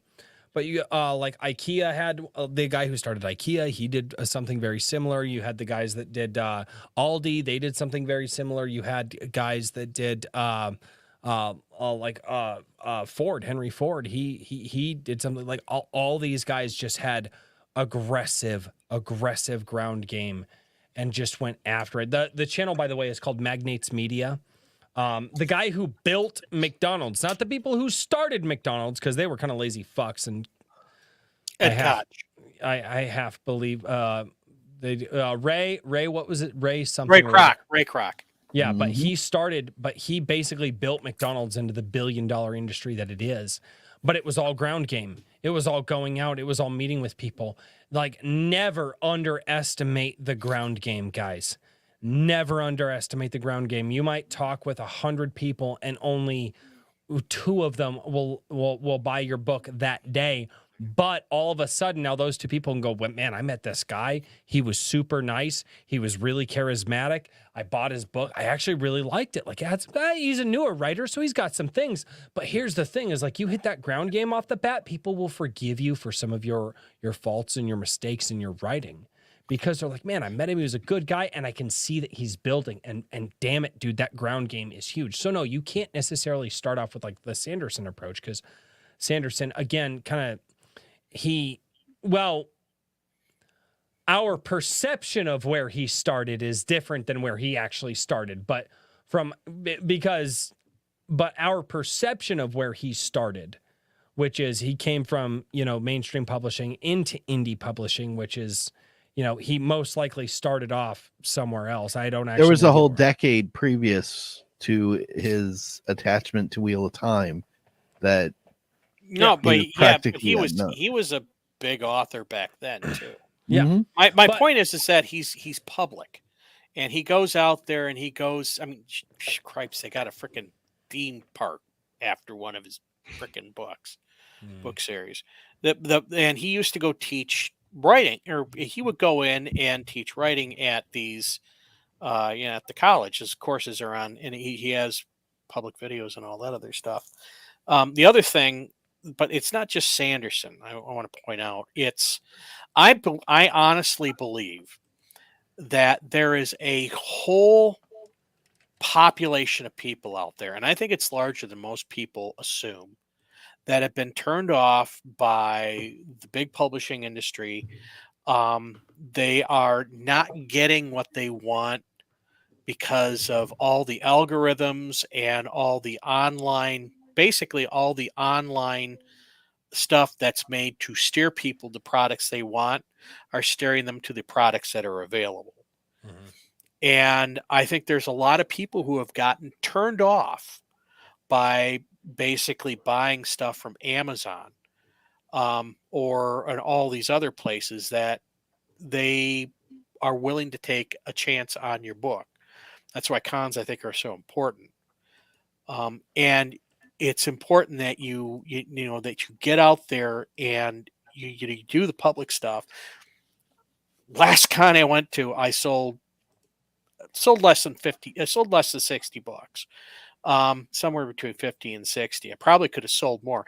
I actually think I could have sold 70, but I sold out.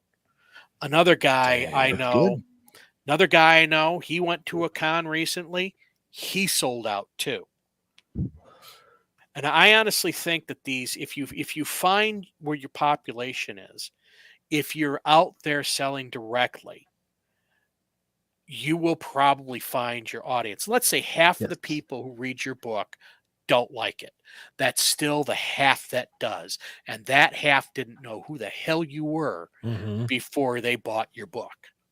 Yep. So that I will agree with.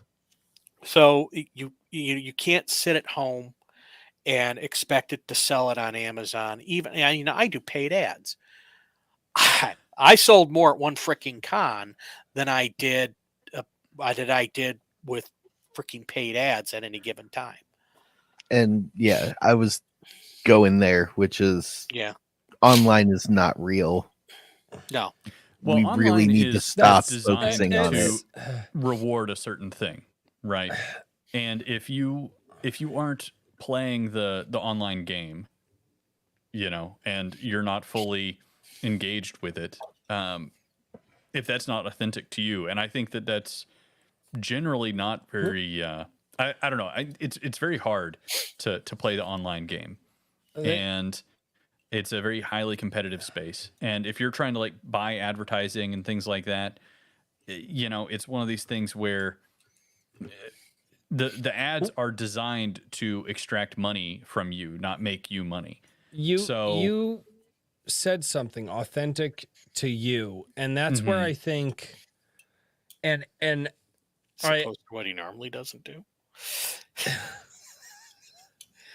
But I think that's why that's one of the tough things to get in is it's not authentic to a lot of authors because they want to write the books, they want to get them in people's hands. You're authentic. But that's I lost my train of thought. Richard, I'm sorry. What was that? What were you going for, Richard? I'm sorry. Well, I was just going that in the direction of saying that we really need to lean into what it is that you as a creative are comfortable doing and what you like doing. You know what I mean? And if you really don't want to get out there and market things, you need to build relationships with people who can. You know what I mean? That is Yes, we know what you mean. Let's give him a moment. Let's give him a moment. It's all right. That was a really good fucking point, Richard. Fuck you, Hedge. Fuck you, Hedge. I'm just going to look disapprovingly at Royce here. Why me? I didn't start this shit. It's your fault. You're the host. It's your stream. You lost control of it there. I blame this is ultimately you. your fault. You're responsible here. Yeah, jerk face. Although points for Herman pissing himself.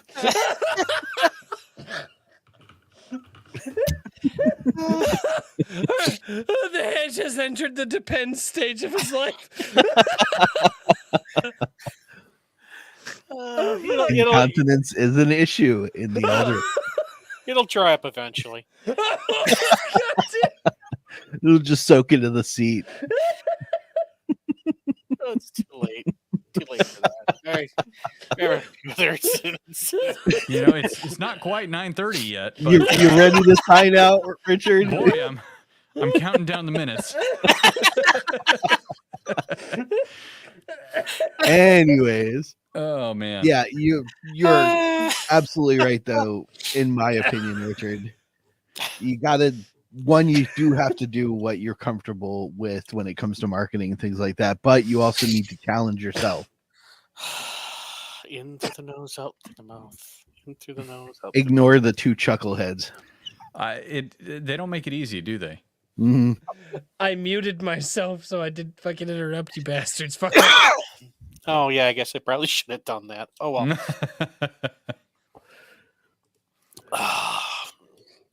We do. Those of us in the indie space do need to challenge ourselves, at least to evolve. Not or just pick something. You know what I mean? I think that's part of it. Is that I think people should pick something that they feel comfortable doing. That is that they can do and they actually enjoy. You know, do you want to write reviews? Do you hate being on camera? You know what I mean? Are you do you have like a situation where you don't feel comfortable talking in front of people? You know, is it easier for you to meet people in person, even if it's kind of anxious? It's like, okay, it's on a con, but like only one or two people are going to be coming up to you at a time. So it's much more manageable. You figure out what you're comfortable with and do that, you know? So I think that one of the problems is that everybody's like, oh, well, I need to build a YouTube channel. I need to do this. I need to do that because that worked for somebody else. But the problem behind it all is that writing is a very introverted process in and of itself. And that's why a lot of people who have introverted traits cleave to it so much. But in order to successfully do it and make a financial reward from it, you have to take part in extroverted activities, which is very difficult for people who lean towards more isolation. Well, while that's true, I will tell you this. I actually enjoy interacting with the fans. Some more than others. But I actually enjoy interacting with the fans and listening to them and, hearing them discuss things and talking about different things that I do. If sometimes they ask, most of the times they don't because I don't care. But talking with them and giving them your ideas and listening to what they have and having that back and forth. And, you can sit down, and just shoot the crap with beer, and you'd be surprised at how that small amount of, interaction, that small amount of just conversation will create a certain amount of loyalty. Mm-hmm. And Very true. the other thing is that at some point or another, because everybody has to be their own salesman, you do have to hone your sales skills. And that means talking to people. Well, Unfortunate, but true. And I remember one of the things that changed me as a person when I was younger is being a young musician, wrote a couple of songs, and my brother and his wife, their birthdays are in the same month.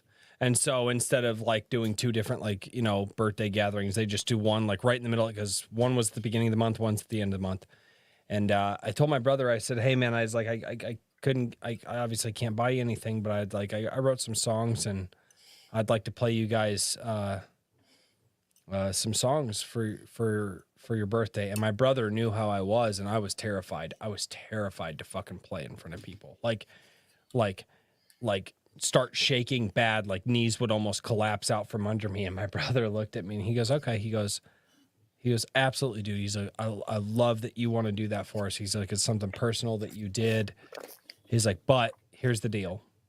If you're going to play these songs, you're going to play them for us in front of everybody downstairs." Because I talked with my brother privately, I was like, "Hey," we were talking in the upstairs, one of the guest bedrooms. And so my brother put me on the spot. And he's like, "Yeah." He's like, "Yeah, you can absolutely play these songs for me and my wife's birthday, but you're going to do it in front of everybody." In front of 35 fucking people that were there. Naked. No, not. I might as well have been, dude. It was fucking terrifying. But and I found out so I did that. That was that first thing. That was that first time that I was like, okay, I've got to get over my fear of doing this. And I was like, oh my God, I did it and it wasn't that bad. And actually some people liked it. They're like, yeah, for a 15, 16-year-old kid, however the fuck old I was at the time. He's like, yeah, he's not doing bad. And the funny thing was every time I got on stage after that, I still had butterflies in my stomach. But once the first song was over, it went away. Yeah. People were, and that's the thing is the one thing is you find what you're good at and you do that thing. But then also there are things that are going to make you uncomfortable. Get good at doing those things, or at least become comfortable doing those things. That's why I say challenge yourself. Yeah. Challenge yourself. Don't challenge yourself. Well, I think everybody who puts the pen to paper like you guys do, you challenge yourselves to put that story down. Actually, I use a word processor. Well, my daughter refers to me as a snapping turtle, because if I have to come out of my shell, someone's getting bit. That's how I am in real life off of the internet. But okay. Actually bit? If I need to, yes, I will bite people. But Jesus. Anyways, kinky. Good to know. Any of my clients can tell you that we have great conversations. I thought you were going to say that you know how to bite anyway. Yeah. Yeah. You're gonna be not that kind of client, thanks. You're not going to be barbecue. That's how he's all of that you guys will see at the barbecue. Those of you that show up, you will see I can be quite the grumpy son of a bitch. Oh God. Daniel's gonna start a fight at the barbecue. Great. During my coaching sessions and anytime I'm out doing actual point of sale stuff at local fairs and cons and things like that, I have to put on the persona. But immediately afterwards, when all that shit closes down, she's like, brace for impact, because I become the grumpy son of a bitch. It puts a physical stress on me to do that, because I'm not an outgoing person, but I have learned how to by challenging myself to do it. I'm not an That's outgoing so person weird. either, but so long as I got Royce to annoy, Yeah. I don't. it works That- for me. I feel like Hedge. I feel like you've just grown more apathetic with age rather than gotten. Oh, you extroverted. have no idea. I Apathy was 10 years ago. Apathy was that. No, let me tell you something, Sonny. Back in my Look at here, Junior. I was gonna say Herman's more like the wrinkly naked old man walking around the changing room at the gym, and it's like, oh God, he just doesn't care anymore. With black socks and sandals. right. There you go. Jesus, There they you hang go. that low when you get that old? Fuck. It's like a grandfather clock. It's just, oh my God. Well, not if you use clothespins. Jesus Christ. Oh, fuck. Complicated pulley system. Fuck. Certain amount of folding involved. No. Oh, no. Fucking. No. Oh, God. I did this to myself. Fuck. You went there. I'm just taking it to its Oh, God. to its furthest extent. Oh. Well, before we continue on that road, Richard, are you good to hang I was out? actually Run, thinking to Richard, myself, I was like, run. this is probably the time when I want to dip out. You didn't have fun? I mean, how could I not have fun, Herman? Lie, This you was fool. nothing but fun. I would say. Although I'm not sure if I should put those two words next to each other with you children around. Anyway, yes. Anyway, Not going there. everybody, I enjoyed talking to you, man. I really loved the book. I have badgered him into letting me read the latest edition, and Did you ever read the second part? Yes, yeah. Oh, you did? Yes. You didn't tell me whether you liked it or not. He's Well, he's withholding his I'm trying to be criticism nice, so you don't Herman. No, cry. I liked it. Yeah, Good. Richard is with his reviews the way that you are with any sort of teaser. Buy my book. By his review. Anyway, what? No. I'm going to put the review together, but I've just been, super busy lately. So, that's coming. Super Don't worry. busy. I'll get you your poll quote, Herman. So, Okay. anyway. Well, thank you. Yeah, so I'll be talking to everybody tomorrow night. I will shill quickly Anvil number 4, anvilmagazine.com. And tomorrow night, I just confirmed I will be talking about 40K with Arch and Mage Leader. So There you that'll go, be man. a fun one at 9:30. Very nice. So it's a little bit later because that's what Arch needed. But, hey, should be a good time. And thanks for swinging by, Herman. I had fun, even if Royce didn't. And actually, especially because Royce didn't. So Yeah. good night, everybody. It's kind of like, the fun where you poke the puppy to make it scream. Anyways, What the fuck? can I mention this again? No, you don't get away. You're talking about poking puppies to make them. Anyway. Oh, good Lord. Ladies and gentlemen, if you guys have anything to ask the Hedge about his upcoming book and or just want to make fun of me, this is where we engage with the chat. We do not have any more super chats waiting. Oh, no, wait. We do have a member chat from Kikomon. Member for 18 months says, woo, 3-week business trip is complete. Yeah, Kikomon got a new job. He's been traveling around the world and going checking out some things. It's really, really cool. I believe Kikomon will be at the barbecue as well. So we're going to be gathering. I have to figure out how the hell I'm going to put together the live set for that. And it's why I'm building a shed. Don't you already have a shed? No, I don't. Where do you keep the chickens?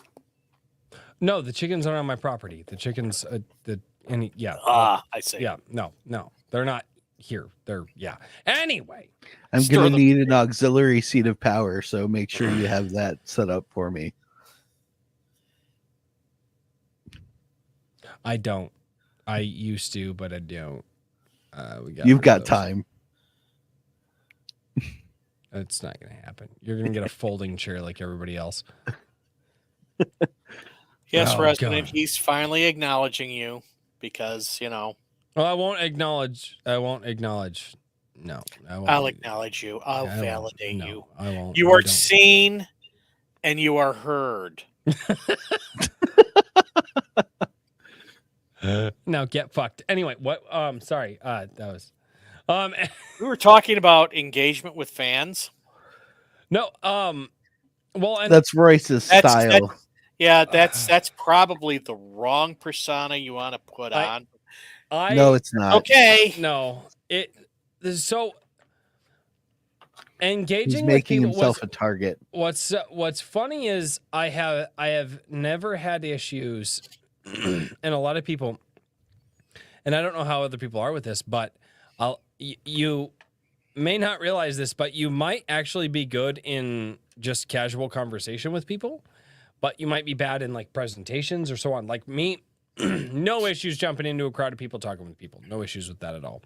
I actually have no issues with public speaking. I get up and public speak because I've been doing that since grade school because it was mandatory in school. They taught us how to do it, so on and so forth. Getting up in front of people and performing in a band and singing and playing music in front of people terrified the absolute fuck out of me. In a way that I was not a part of my personality. And like I said, that one day my brother was like, all right, you're going to do this, but you're going to do it in front of everybody. That broke me of that. It was like I had to do it. That thing that you're scared to do. It's like, well, I'm afraid to go on a live stream, or I'm afraid to go. Actually, Daniel, you did that here. Like Daniel, like everybody's like, oh, we love Daniel on the live streams now. I didn't know this until almost a year after I known you. Daniel was terrified to be on the live stream the first night he got on with us. Yep. But he did it anyway. It's true. My first live stream I ever hosted was with RH Snow, and that was easy. I didn't have to say a damn word. Right? I love that woman to death. Yeah, she's awesome. I love her to death. She carries this show. We've got to have her back on. Have we had her back on? No, we've had her on guest panels, but we haven't had her just for her on it. We've got to get RH Snow back on. I love that woman to death. She's so fucking awesome. She was nominated for another Prometheus Award. She didn't make the finalists though. Oh, nomination's good enough for me. That's twice now. 2 nominations. A Resident one. I just did panels at cons. Turns out they're fun, and even big names are just people too. Yep. Yeah, a lot of them are. That's another thing people seem to forget is there's a certain element of networking that you have to do, because you'll get let's be honest, you get in with bigger authors who will promote you, and that helps. So, oh shit! If they do.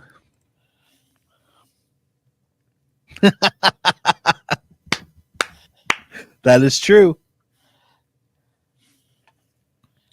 There was a time, like, for almost 10 years, other than going to work and speaking to a classroom full of children, that I fully believed nobody wanted to hear anything I had to say. That's such a weird thing because kind of sounds like being married. Wouldn't know. Well, I was married the at problem one point. Is I don't actually have that type of marriage, so I got it. Yeah, I take jokes literally. That's my problem. Now, what's so weird is in the day and age that we live in, we actually live in a day and age that somebody out there does want to hear what you have to say. Now, yep. They may not know it yet, but once they come across your stuff, it's like, I mean, I kind of stumbled into that. And I was like, yeah, nobody's going to really give a shit about me talking about Eric July and what's the fucking point of the Ripperverse. And all of a sudden, here we are years later. And it's like, wow. Actually, turns out a good chunk of people gave a fuck what I had to say. Mm-hmm. And it's really interesting. And I think the frame of mind is, well, yeah, nobody cares what you have to say if you're not putting it out there. But if you put it out there and someone comes across it, they're going to realize, oh shit, they do care about it. They just didn't know that you were there before. So give them a reason to know that you're there. Mm-hmm. I think that's the biggest thing. Give people a reason to know that you are there. And have something to say. Well, Hey, I think the reason why people are looking is because people have been talking, sort of suck at it. You know, Disney is falling down all over the place. People are looking for better entertainment. Well, and yeah, you're not wrong. You're not wrong at all. Of course, I'm not. I'm older than you. That don't make you right. Age don't equal wisdom, Hedge. Fight. I learned that a long Yes. time ago. Fight. Yes, Fight. it does. Fight. No, it doesn't. Yes, it does. Listen, respect your elders, young man. Dude, I tell my elders to stop being fucking dumbasses all the fucking time at work because they're doing shit that I don't want to fucking Okay, deal I'm with. bringing back the mask. I don't compete with you time, and I can say whatever I want. Here, I'm going to drink another White Claw. I need to make those fucking masks for merch. That's such See, like, there's a good it's reason why I come fucking on here. great. I need to Sooner figure rather out how to than later. fucking do that. Because then everybody can show up at the Did- barbecue wearing Royce's face. Yeah. No, did you see the new goat? Did you see the new goat shirt, Hedge? What, this one? No, Not that one. No, the new goat shirt. You didn't see He it? put out new merch shirt. Yeah, I put Yeah. out new merch. Did you see Okay, it? show me the merch. Even though it's Show supposed to me be about the merch. promoting my book, we'll see your merch. You weren't promoting your book to begin with. It's Yes, fine. I was. I was promoting my book. I was Yeah. promoting it. I was promoting it with subliminally. with what fucking teasers? Hey, what's your teaser? Subliminally. Buy my book, but what's in the book? Buy it, then you'll know what's in the book. But Mind Yeah, no powers. spoilers. Mind powers. Right. Hey through guys, the you should internet. go check out the Teespring. That's the sticker. I That's already saw that. Okay, well, I Really? asked you if you Really? saw it. Really? I asked you if you saw it. What the Well, fuck? you showed it to us We got before, T-shirts. and I wanted to. We got there. It is. It's T-shirts. He's got a beer. He wears that's a bomber jacket, which I'm okay with. The bomber jacket actually fits. Why doesn't he wear a wig?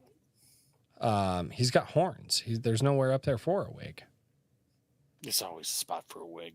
I genuinely don't remember who made that either. Like somebody AI generated that and like sent it to me, and I don't fucking remember who did it.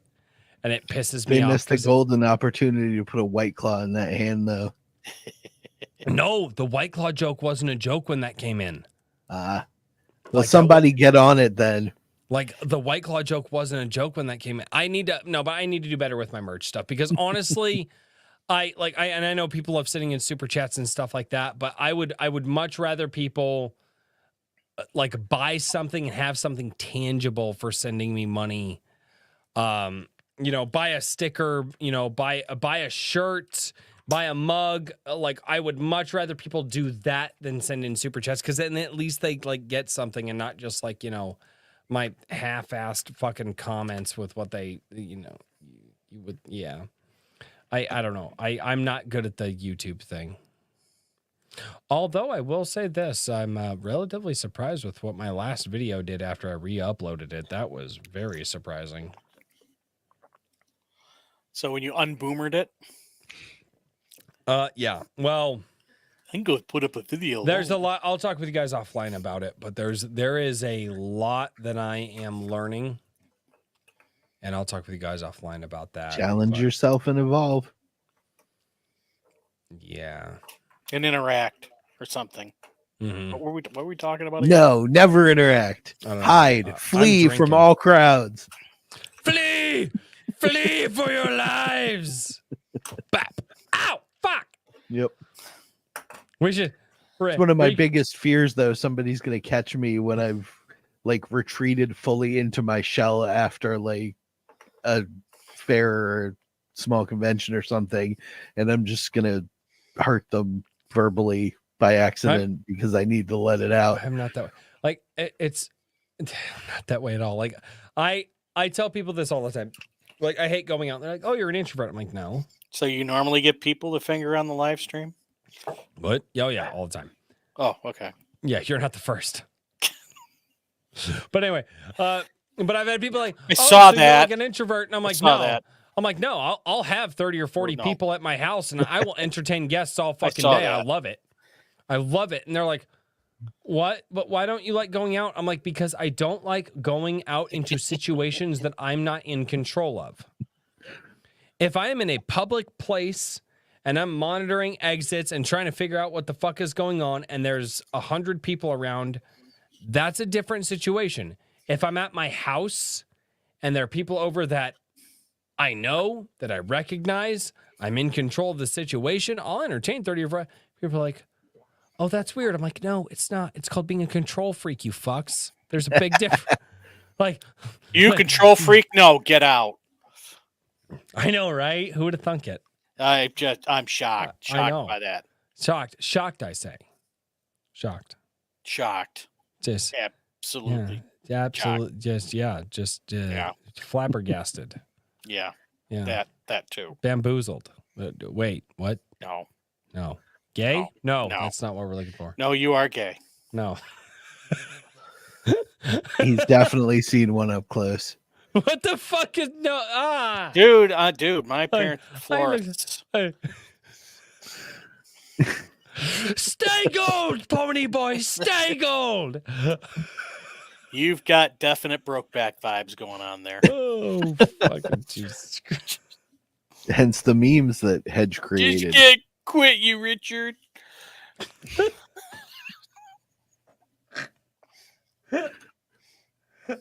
I'm so They glad do I've have a never little seen- bit of guy love going on. You know, I think we do have a meme for that. Oh, no, somewhere. you have Yes, we several do. memes for that. Several. Not just one. Yeah. There's like 5. There, I remember fully at least 3 romance novel covers with their faces. Yes. You That were was- one of that them. was You were actually all- one of them. Yeah, I all was done on one by- of them. Yes. That was all done by Mike. Yeah, that's true. It was Oh, done by Mike did all Mark those? S. Miller. Yes. Yes. Mark- Fuck He Mike. did the. He also did the. Mark S. Miller. He also did the. That's fucking. Royce. It was the Dylan Mulvaney version of Royce with the Bud Light. Mhm. Oh my god, I forgot about Yep. that one. Oh fuck. Yeah, that was that. All right, that one was good. That one was. Mike is quick and effective with the memery. I Yes. thought that was you. No, it was No. Mike. Oh, now I know who to blame. I'm No, like, I was Burt Reynolds and the cover of Bride. Oh, Definitely. okay. Fuck. God, there's so many. I can't believe how many memes that I have. I can't even imagine. Like I can't believe how many memes I fucking. Actually, I used a meme that somebody made of me, and I'm using it for a thumbnail for an upcoming video, which I'm hopefully gonna sit down, write the script, and record tomorrow, and it'll be out next week or the week after. I don't know. I don't know if I'm on a 1-week schedule or 2-week schedule now because doing the new video schedule is crazy. But yeah, I gotta figure all that out. Oh, hey guys, I got a question for everybody. Hey, No. wow, that's kind of fucking gay. Like, anyway, I'm gonna ask my question anyway. Hey, what do we name what do we name the mascot? I feel like he has an H name, like a. I was gonna call him Henry, but he's not quite Henry. I still say Goober, but I'll call him Goyce. Voice. Mm. have Yeah. another drink. Chat, Daniel. what are we Okay. naming the new mascot Oh. of A Drink with Crazy? Because I actually really like this. I think it's freaking great. What are we naming the new mascot? I was like Henry. My wife actually said an H name as well, and I can't remember what she said. We can call him Herman. No, he's not a Herman. Mm, No, he's not a Herman. Heinrich? Horny? Voice? No. Oh God, the chat's just like we're on this. The chat understands the assignment. Headley Lamar. Uh, Headley. Grover Goat? No, not there. No, not Grover Goat. Harold? That's not a Harold.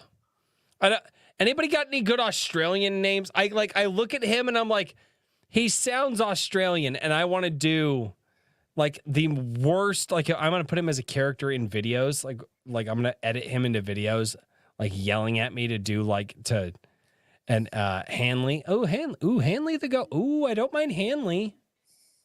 Hamish. No, I don't like Hamish. Hanley, I don't mind. But I want to give him the worst just American version of an Australian accent that I can fucking muster. Jaime. Cultural appropriation. No, it was approved by Michael Bancroft. It's fine. Jaime. Okay. Yeah. Hank the Goat. Right. Damn it, boy. Hey, Pixel. Pixel Trader is in the What up, what's going on Pixel with Trader? Horatio. Oh, God. Then it's Bruce. Oh, no. and John Douglas and AC Hey. Pritchard. I want to Eric Wag. give him some like horrible like. Actually, aren't you hi, supposed to be John. doing this? The announcing of the people in the chat. That what I got to do this? I already announced the people. It's Why are we your doing- stream. You know, aren't you supposed to be promoting my freaking book, not your freaking goat? You're supposed to be promoting your book. I'm supposed. Yeah, to be you promoting failed, you. so Royce has moved on. Oh, Yeah. God. Do I've better. always told people it's not my job to promote your book. Like it's my job to promote you as a person. And you sitting here giving me shit, believe it or not, accomplishes that goal. And there it is. Hudson. I don't know. Hugo the Goat. I don't- what's a good Australian? What's a good Australian name that starts with an H? I've got to talk with like Shad M. Brooks. I've got to talk with Shad M. Brooks, and I've got to talk with Michael Bancroft and be like, okay, guys, Dude, phonetically- they're all English. I know. Yeah. You know, that's I like. Oh, you bloody bugger! Like, go buy some merch from A Drink with Crazy. Like, it's just some shit like that. Like, I got to figure it out. I don't know. Put Harry. another shrimp on the barbie. Right. Yeah, let's get really like Right. stupid Or just about get it. just stupid about it. Yeah. Just like, oi. Well, I I drink say with crazy. Sheila. Well, I drink with right. I drink with crazy. I drink with crazy's putting. I drink with crazy's putting some ribs on the barbie. You guys should go to the Drink with Crazy Teespring. And no, it turns into a gutter snipe fucking English accent. I can't do it. I need to practice that. I don't know.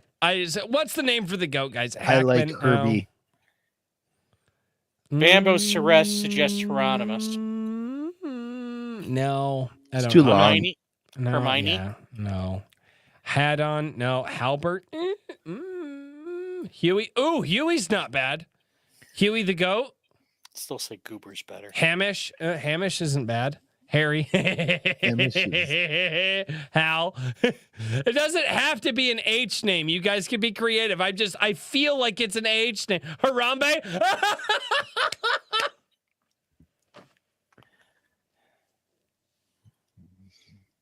Hey, the hedge.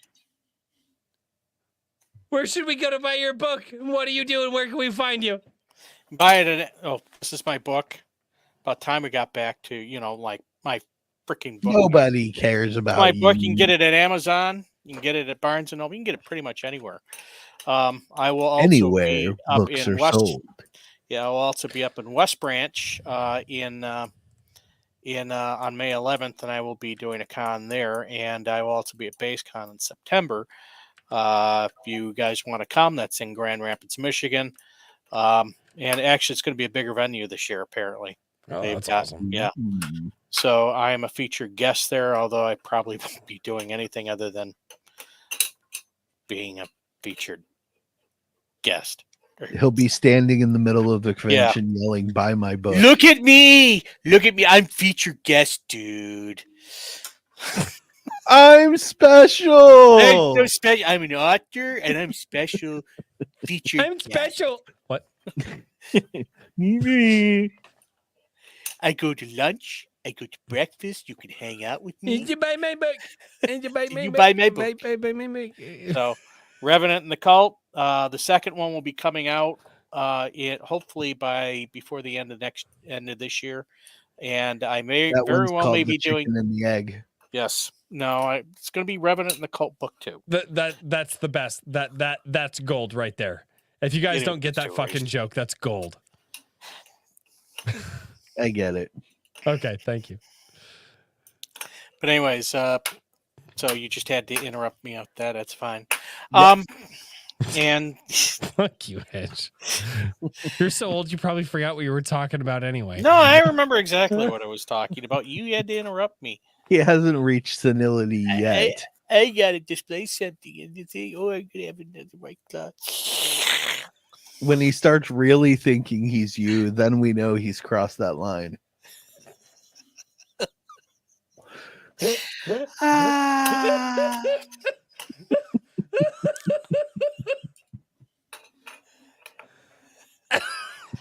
Jesus. Those masks are gonna sell like freaking hotcakes. I'm telling you right now. I need to make those masks. I need to make them. That's not even a lie. I have to find a place that will make those masks that are like on demand that I can fucking sell them. Would you do me a favor? Put that over like a white sheet or something and take a picture of it so I can like cut it out easily and put it like I've got to fucking send those. Yeah, do all the work for him. No, I just need him to take a picture of it for me. You have your own face, Royce. No, but I don't have the one that he cut out, and it's less funny if I make it. No, I can actually give you the image for it. All I did is I took the image. It's transparent, and all I did was I put that on a Word, on a page, a Word page, and I just expanded it up so it took up most of the page, and printed it. That's it. Okay, yeah. If you would send that to me, please. Yes. You have my email. Apparently, Hedge P. Riley. What the fuck happened there? From hedgyland.hedge. Where can we find you? What do you do? At hedgyland.hedge. I wasn't done promoting my book, but that's okay. Yeah. That's okay. No, all right. No, by all means, continue. The audiobook's not out yet. It'll be out. It's done by Steve Fortune. And okay, I'm done. Well, then I am Hedgiel P. Hedge of hedgyland.hedge.